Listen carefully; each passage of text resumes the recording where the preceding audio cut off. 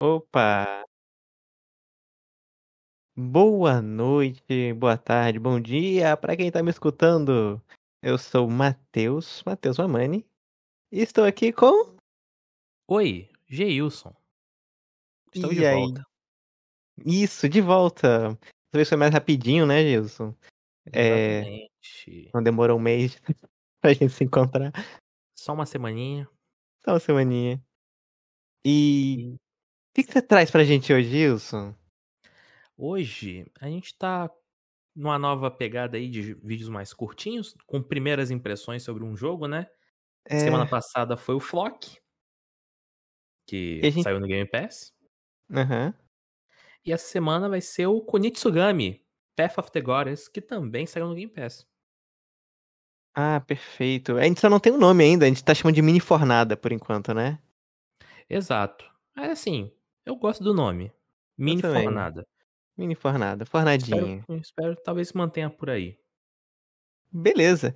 E sobre o que trata o Path of the Goddess? Então, o Path of the Goddess, ele é um Tower Defense Hum, misturado com Hack and Slash, que se legal. passa numa montanha no Japão antigo. Ok. Nesse jogo, você controla o Só, que é tipo, ele é um guarda-costas de uma moça que é a Yoshiro. Uhum.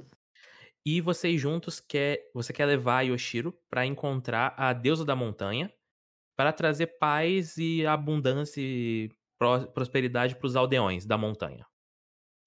Então é uma busca. Você tá buscando essa deusa. Exato. O que acontece é que a montanha está toda corrompida por Onis Ok. e monstros e etc. Eita. Então você Beleza. tem que meio que descorromper, né? Aqui no jogo eles chamam de desmacular. Essa é nova pra mim, desmacular. Eu não sei nem se existe. Eles usam maculação e você tem que fazer um processo inverso da maculação. A limpeza. Ok. Mas Purificar. então, ele é um jogo de Tower Defense misturado com Hack and Slash, como eu estava falando. E aí você Novidade. controla esse guardião, que se chama Só. Uhum. Aí, como é que funciona o jogo? Ele funciona em turnos diferentes, tipo dia e noite. As Uhum. missões. Então, por exemplo, tem a missão que você vai chegar num vilarejo e esse vilarejo vai estar todo corrompido.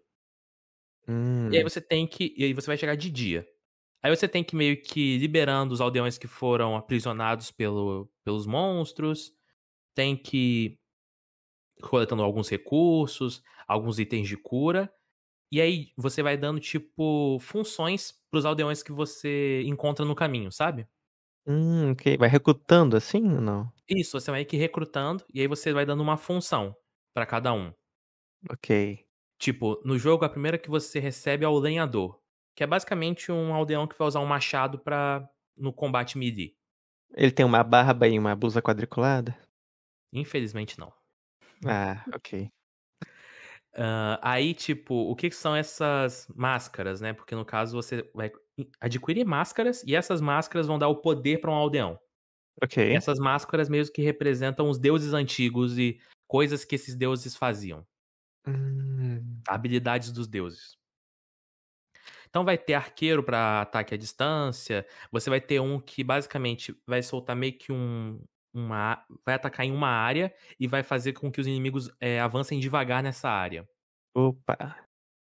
Vai Boa. ter outro, por exemplo, que é um ladrão, que ele vai meio que na parte de dia explorar os itens, a região, e vai coletar itens, tesouros escondidos. Ah, ele vai andando pelo mapa. Isso, você tem meio que dar ordem pra ele pegando itens no mapa, sabe? Explorar o Entendi. mapa. Só que aí o que acontece? Isso tudo é durante o dia. Então, às vezes, Uhum. você também vai encontrar também um carpinteiro. Eu acho que era um carpinteiro que o jogo chama, não lembro de 100%, certeza. Mas aí, tipo, vão ter meio que armadilhas. Armadilhas não, barreiras pra dificultar o avanço dos monstros. E aí você tem que, Ok, durante o dia, usar esse carpinteiro pra meio que reconstruir essas barreiras também. justo. E aí, tipo, o objetivo do jogo é você fazer com que a Yoshiro, que é a moça que vai meio que é quem tem a comunicação com a deusa, né, ela Uhum. chegue até o portão, Altori, na região, que tá corrompido, tá trancado e com uma força corrompida segurando ele. Uhum. E aí de noite você tem que meio que lutar contra os inimigos e os monstros que vêm desse portão. Ah, Então meio que entendi. durante o dia você tem que coletar itens e posicionar os aldeões e fazer e reconstruir a base, etc, pra de noite se defender. Então é uma fase de preparação, né? Você Isso, vai coletando, vai libertando, vai posicionando e deve ter um exato. tempo, né? Até a noite é um tempo grande assim pro jogo ou é curto? É Tem um que ser tempo muito que rápido. é um tempo que dá pra você fazer as coisas principais. Ok. Geralmente você vai terminar a fase com 2 ciclos, 2 ou 3 ciclos. Até onde eu joguei Entendi. pelo menos, tá, eu joguei no caso 4 fases desse tipo, que são essas Entendi. fases em Tower Defense. E aí, tipo, durante o dia você também tem que fazer o caminho pra que a Yoshiro atravesse a fase, sabe? Pra ela Hum, chegar ao portão. Então você também tem que meio que por isso que levam vários dias, porque ela vai andando bem devagarzinho. caraca, velho. Porque ela tá, tipo, dançando pra meio Ah, ok. que fazendo o Fazendo um ritual. ritualzinho. Isso. Isso. Então ela vai andando bem devagar, e aí é por isso que levam mais de um dia, geralmente. Porque você tem que ir Entendi. guiando pelo caminho e etc. Além de você também prestar atenção aonde ela vai parar no caminho, né, do dia.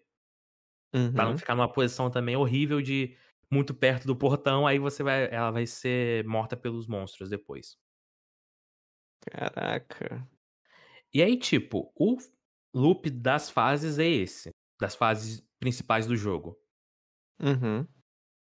Mas aí o que que o jogo também acrescenta? Ele tem fases que são só os chefões, Ah, ok. que são meio que os demônios principais do jogo, sabe? Hum. Mas como é que Então, tipo, funciona? são chefes gigantes, uma centopeia gigante, por exemplo, um bicho que é meio que tem uma foice. Uhum. A perna dele é tipo uma foice e ele vai voando, sabe? Ele me lembra o bichinho de tesoura do Devil May Cry, o monstro tesoura. Que é tipo um ser encapuzado com a tesoura. Me lembra isso. Não sei por quê. Acho que Ok. é por causa. Eu acho que é por causa de usar uma arma afiada. E aí, nessas fases, é tipo, você vai. Você vem com um número pré-pronto de aldeões. Você vai dar a Uhum. função de cada um. E você tem que lutar com o chefe. Meio que falar, Hum. vou usar 2 arqueiros pra eles atacarem de longe, o lenhador fica aqui. E não só isso, né? Tipo, os aldeões atacam e você também é responsável pelos combos, por atacar e etc. Os combos mais Uhum. fortes são os seus. Entendi. Mas é tipo E. uma boss battle mesmo? Sim, é tipo um chefão. Chefão. Aparecer o Isso, bichão, desviar, bater. isso. Ok. Geralmente, o que eu tenho percebido até agora é: você faz uma fase dessa pra você desbloquear o vilarejo. Ok. E aí, depois disso, vai ter uma fase que é pra você matar um chefão. Mas são Ok. meio que instâncias separadas. Entendi. Até agora não veio, tipo, um chefão no meio da fase. É. Acho que fica meio difícil até montar o jogo pra isso, né? Porque eu Sim. imagino que o cenário tem que ser diferente, todo o esquema. É, porque os monstros são, tipo, bem grandes. É.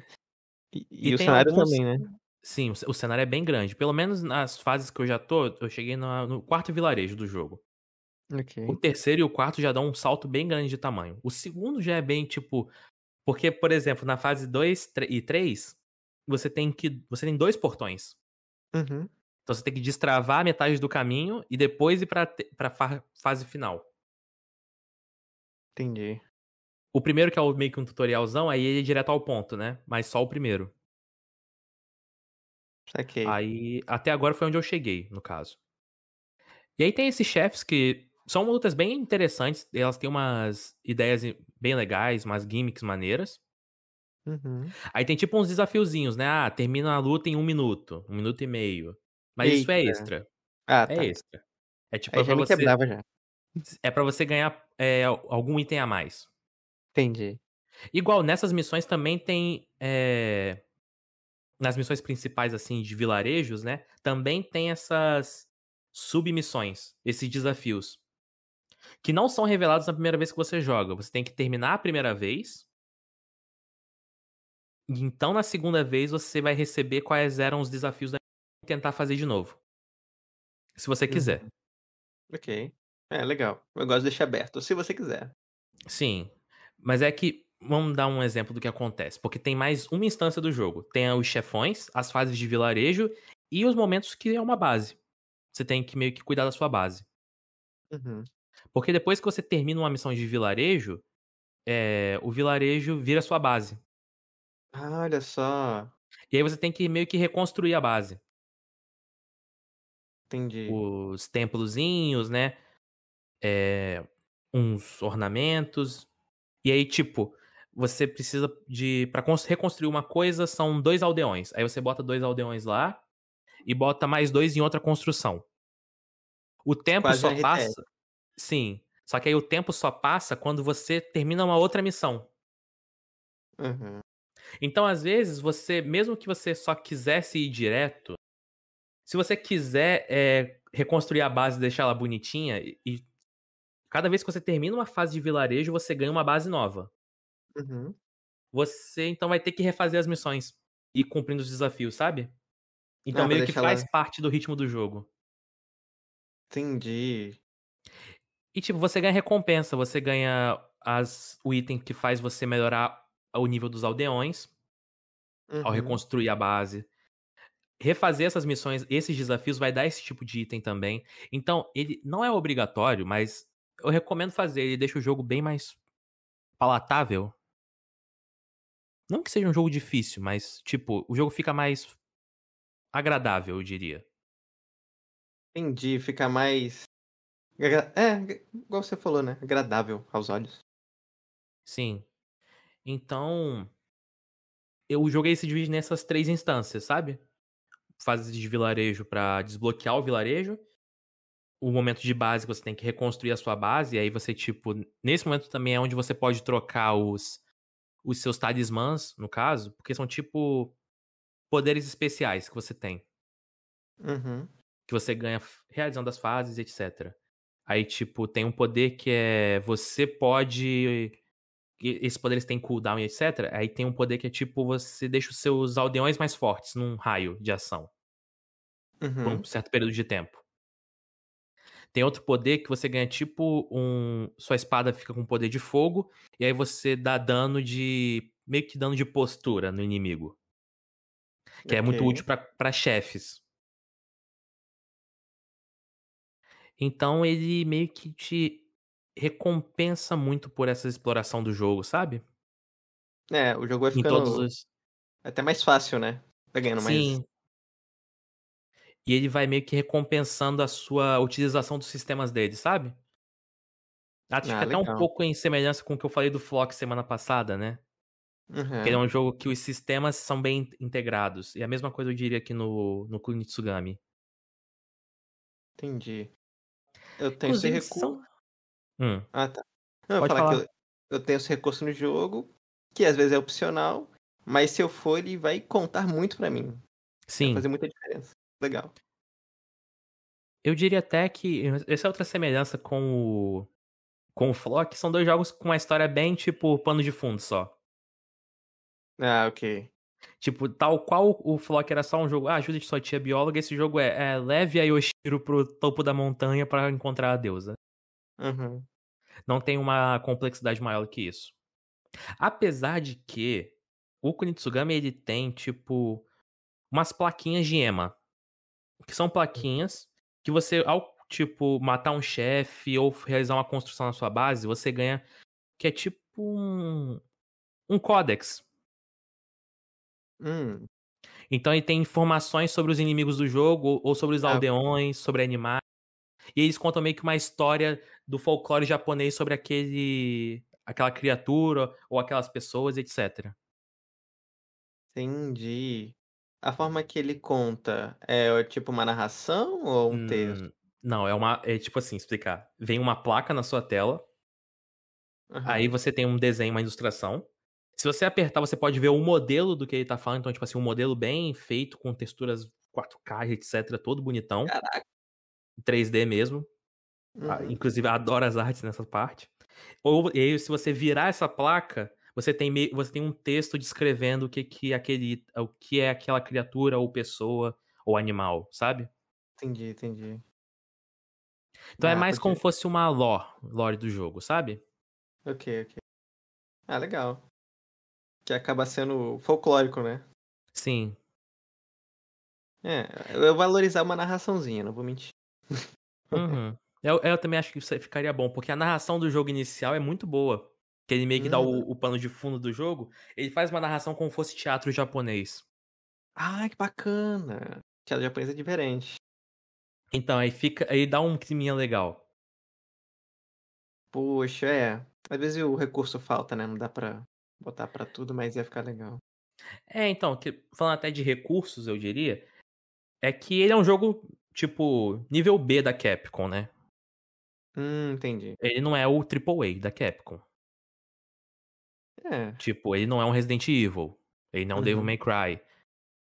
E ele lançou direto no Game Pass, o que já indica que ele também esse não é o alvo dele, né? Ele não almeja ser um grandíssimo jogo. Uhum. Entendi. Mas eu gosto desse espírito dele porque ele me lembra um jogo de PlayStation 2. No Qual? bom sentido.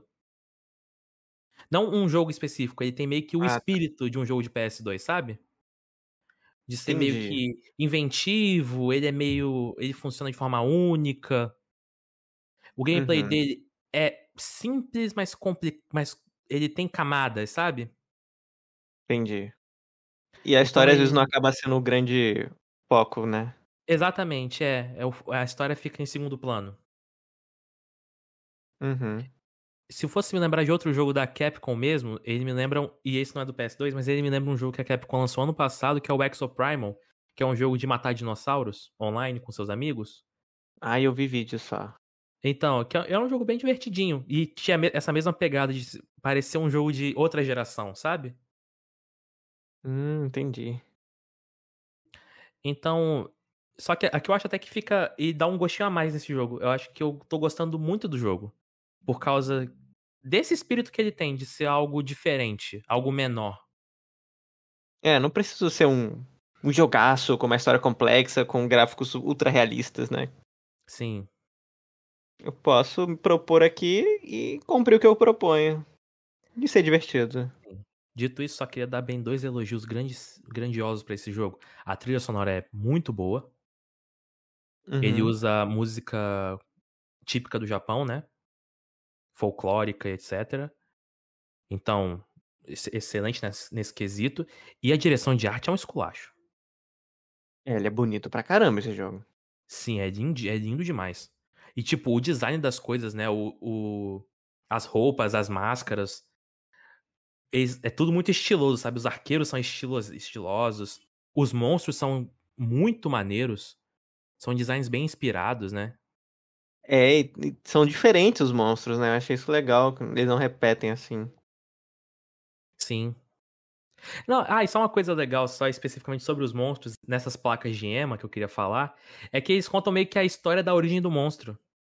Uhum. Que tipo, esse aqui, ele era um homem que não conseguia comer. Então ele fica Uhum. sem. Tudo que ele come vira poeira. Então ele vai caçando os seres humanos de forma louca com seu olfato e seu paladar. Ah, ok. Tem... A forma física dele tem uma história, né? Sim, Carregada na história. Legal. Nossa, isso fez lembrar. Foi o Bleach, né? Que você enfrenta. Você assistiu Bleach? não. Bleach, ele.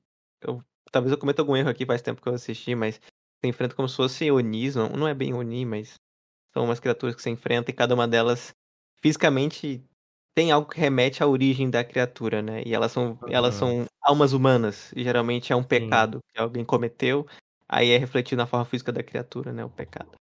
Gosto muito desse conceito. Né? É legal, é legal. Fica criativo. Acho que é bastante comum ver isso em obras japonesas. Acho que no Demon Slayer também acontece algo parecido. Quando se enfrenta Sim. alguns demônios. Que eu me lembro de um jogo recente até uma visual novel, o Paranormal Sight, Uhum. que foi um dos meus jogos favoritos do ano passado, inclusive, que ele vai bem nessa pegada. Ele tem, tipo, histórias de terror do Japão, sabe? E aí meio que molda características físicas de um personagem à história de como aquele personagem morreu. Olha só. Já pega da Então, mão. sim, é uma coisa que eu gosto dessas obras japonesas. Essa ideia de Uhum. meio que misturar o que aconteceu com aquela pessoa antes de ela se tornar um monstro, né? Uhum. Eu acho bacana isso também. Também tem um desenho muito antigo que passava de noite no Cartoon Network na época, que era Histórias de Uhum, Fantasmas. Era um anime também, japonês. E era um bando de criança enfrentando fantasmas e demônios com a mesma pegada, assim, sabe? Era uhum. esse anime. E eu me cagava de medo, mas eu assisti. Mas enfim, era isso que eu queria falar sobre o Kunitsugami. Aham. Como eu falei na última semana, eram 5 jogos que lançavam no Game Pass semana passada, e os dois que mais chamaram minha atenção eram o Kunitsugami e o Flock. Ah, ok. O Flock, inclusive, eu terminei, né? E gostei bastante, só pra complementar o que eu disse no último episódio, gostei bastante do jogo. Tá aprovado? Aprovadíssimo. E Pô, até o cara. momento estou aprovando muito o Kunitsugami também. Beleza. Quando você terminar, você fala de novo o que você achou do Kunitsugami, no geral. Sim. Mas muito bonito o jogo, cara. Parece divertido. Eu Isso gosto é. de Tower Defense. E misturou com Hack and Slash. Ficou diferente Uhum. mesmo. Isso eu afirmo mesmo. Muito divertido o jogo. Pô, bacana, G. Mas então é E isso. eu acho que a gente fica por aqui. Então. Tchau pra vocês. Valeu, gente. Tô até aqui. Muito obrigado. E volte sempre na nossa padaria. Falou! Tchau.